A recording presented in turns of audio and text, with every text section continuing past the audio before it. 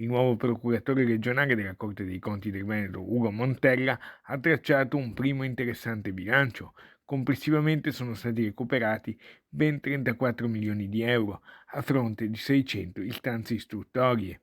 Dei 34 milioni di euro venuti a galla, 28 riguardano un'importante partita veneziana, quella che il Casinò di Venezia aveva in piedi con il comune. La Corte dei Conti oggi ci ha citato, anzi ha citato il Casino di Venezia come un recupero dalla stessa azienda nei confronti del Comune di Venezia per un debito pregresso di 28 milioni di euro.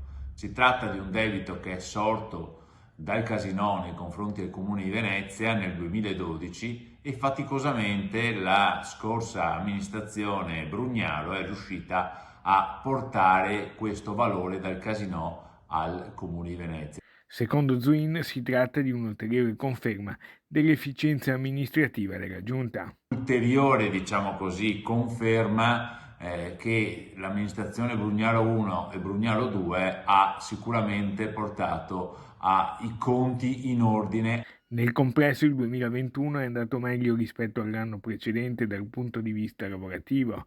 Il 2020 aveva infatti subito un inevitabile rallentamento. Gli atti di citazione a giudizio depositati sono stati 36, mentre risultano pendenti ancora 5.206 istruttorie al 31 dicembre 2020, con un sensibile incremento di quelle aperte a seguito di notizie danni, 200 in più rispetto all'anno precedente. Cresce anche il numero di richieste istruttorie, 600 in tutto contro le 490 del 2020.